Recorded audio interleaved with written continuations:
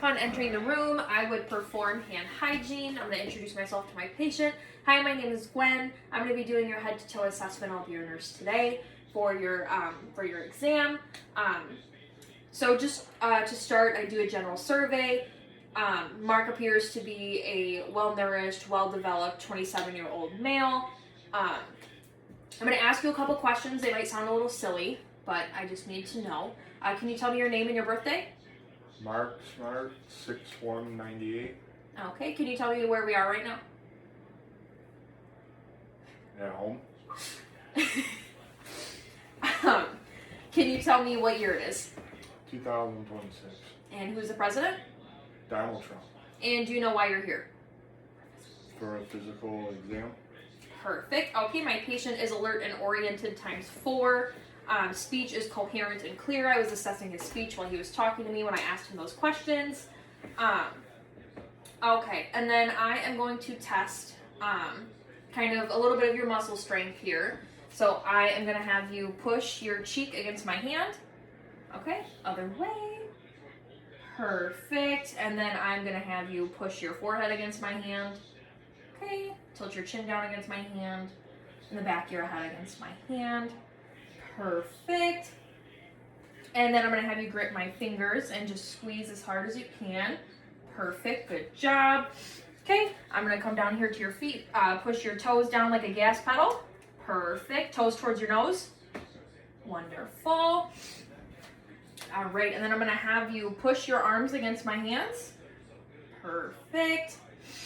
And then I am going to have you push your arms again against my hands.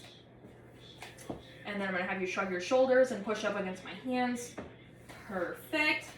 Okay. My patient's muscle strength was a 5 on the 1 to 5 scale. We were symmetrical in both the upper and lower extremities. And then I'm going to go ahead and take a peek at some of your reflexes here. So the big thing, the first one I'm going to test is the bicep reflex, which would be C5 and C6. So I'm going to just kind of cradle your arm out here. And I would try and get you nice and loose. And I would just tap a couple inches above the elbow here. And hopefully I would get a response, but I would just go a couple inches above the elbow here. And hopefully get a jerk. And then next I'm going to test the tricep, which is T7.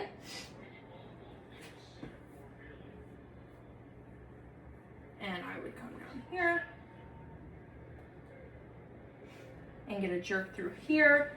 And then next I'm going to test the radial brachialis, which is just a couple inches above the wrist, and that is testing C6. Hopefully get a jerk through here, and also test over here. Get a jerk there. Perfect. Then I'm also going to come down to the feet, and I would assess the ankle jerk back through here, kind of cradle the leg, nice and relaxed. You want to relax for me. There we go. And the ankle jerk is testing S1. And then I would also look at your feet. I would take the sharp end and I would go all the way around. And the toes point downward, which would be the Bushinski reflex, which is intact. So all of your deep tendon reflexes, including the Bushinski, are intact. And then I'm going to have you go ahead and jump down for me. And just for recording purposes, I'm going to have you walk that way. But you'll take 5 steps that way. Perfect. And then walk back towards me on your heels.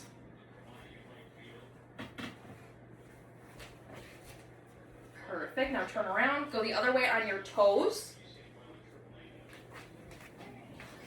And then when you come back, you go heel to toe in a straight line like this. All right, you can go ahead and take a seat. My patient station was normal and gait was normal tandem gait. And then now I would assess, if I had a pen light, I would assess the pupillary response. So I would take a flashlight, approach from the side. I would see if his pupils react and the speed in which they react. Are they brisk? Are they sluggish? For purposes of this, I'm going to assume that they are brisk. So I would test, and then I would also test for the accommodation, and I would hold the pen light about 8 centimeters from his face, and I would bring it towards his nose, and I would assess that his eyes move down and inward. And while I was assessing the pupils, I would also assess the eyes in general. I would say his sclera is white, his conjunctiva is pink, pupil perla was intact, there was no discharge present. And then while doing this, I would also assess the nose, and I would note that his nose there's no nasal drainage present, mucous membranes are pink, moist, intact. And then I would also take a peek at his mouth while I was doing this, and if you had to just open your mouth for me. Perfect. No circumoral cyanosis of the mouth, no pursed lip breathing, and the mucous membranes of the mouth are pink and moist. The gums are pink and moist. Everything is intact. And then now I would move down to the neck, and I'm just going to take a peek. I see no jugular vein distension. I'm going to go ahead and palpate for the carotid pulse on both sides.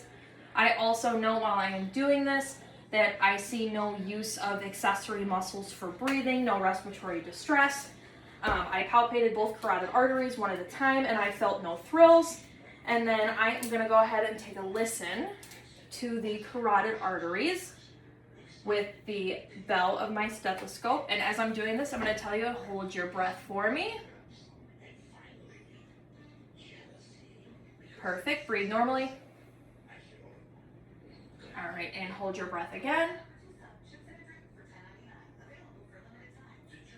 And when listening to the carotid arteries, I hear no carotid bruits. Now I am going to go ahead and have you just lift up your shirt for me. So next I'm going to assess the chest. Actually, if we go all the way up. I know.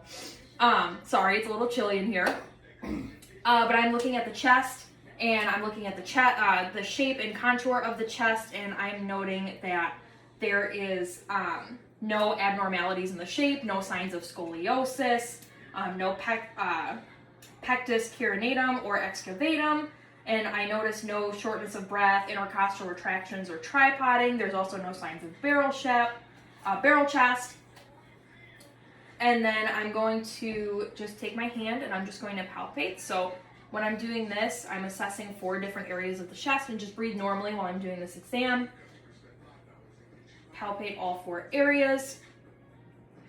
And then I'm just going to have you rotate for me a little bit here. And then I would do 6 different areas on the back.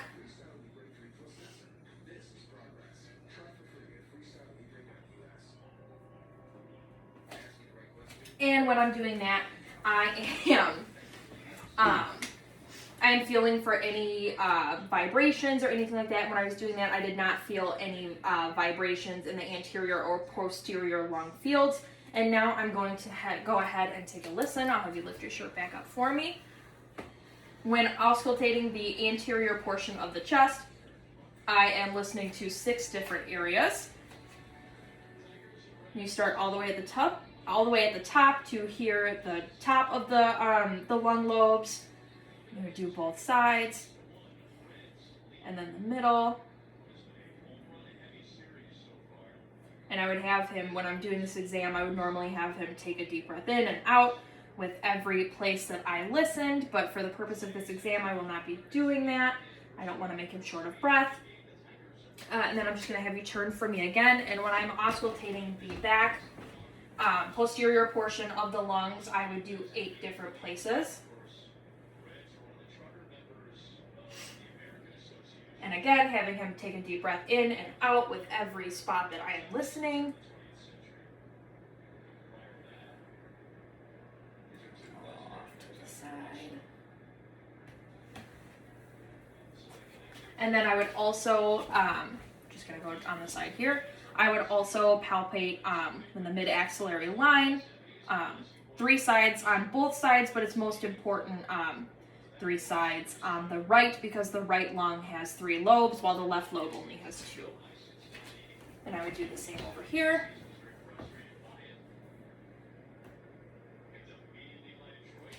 Perfect. So upon auscultation, lungs are clear and equal bilaterally, anterior and posteriorly. I hear no wheezes, no rhonchi, no crackles, no adventitious breath sounds.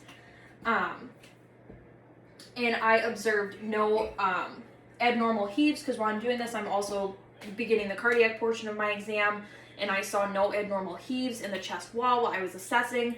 And normally it would be more convenient to lay down to assess the movement of the chest wall, but for the purposes of this, we will be sitting up.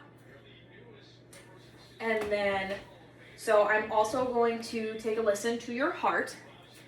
And in doing this, we typically use the ape to man method. So I'm going to lift up your shirt just a little bit further. I'm going to have to get to both sides.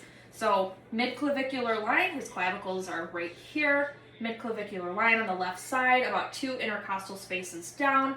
I am listening right over the aortic valve. And then going over to the left side, that is the pulmonic valve. And then down to Erb's point, where S2 is best heard.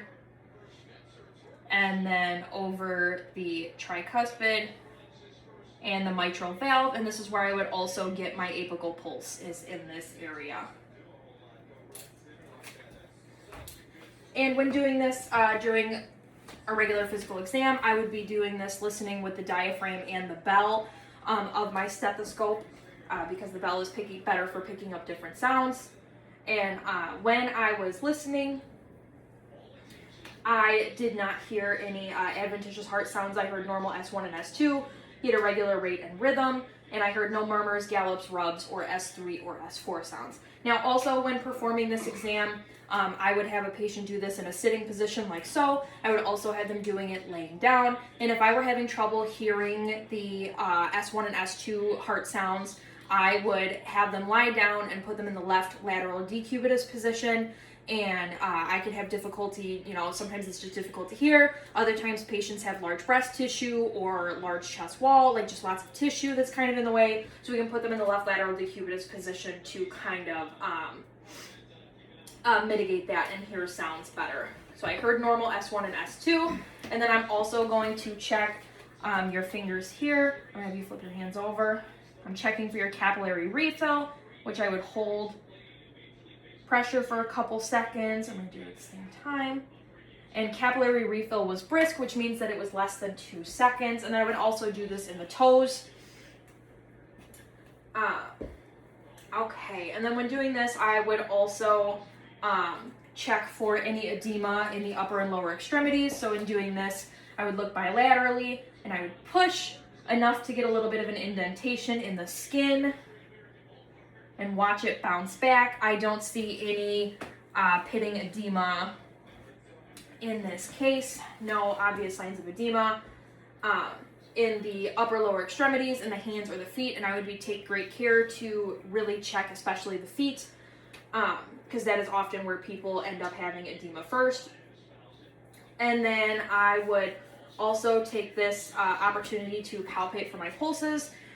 So I would feel for my radials, and every time you check a pulse, you should do it on both sides to assess if it is equal. I would test my brachial a couple inches above the AC. And then I would also, during an exam, I would check femoral pulses, but I will not be doing that today. And then I would check the popliteal behind the back of the knee. Obviously, I can't feel a pulse through jeans. Ideally, my patient would not be in jeans.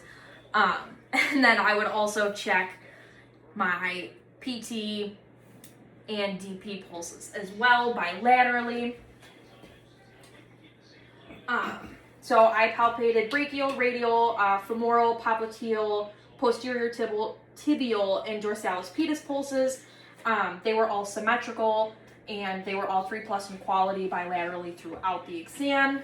And then I would, I've touched extensively. I have a pretty good idea of this temperature, but overall in an exam, I would feel with the back of my hands for temperature. The patient is warm. He is not cool to the touch.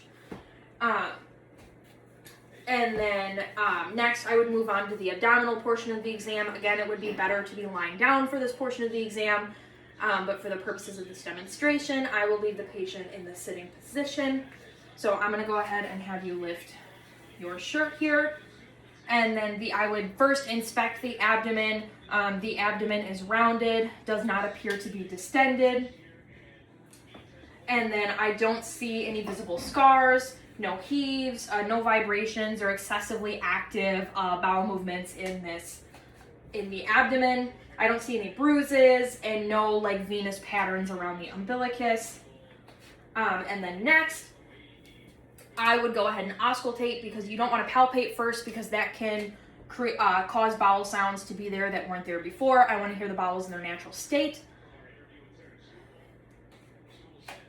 And I just typically auscultate in a clockwise fashion, and I would listen for up to 3 minutes to determine if bowel sounds were truly absent.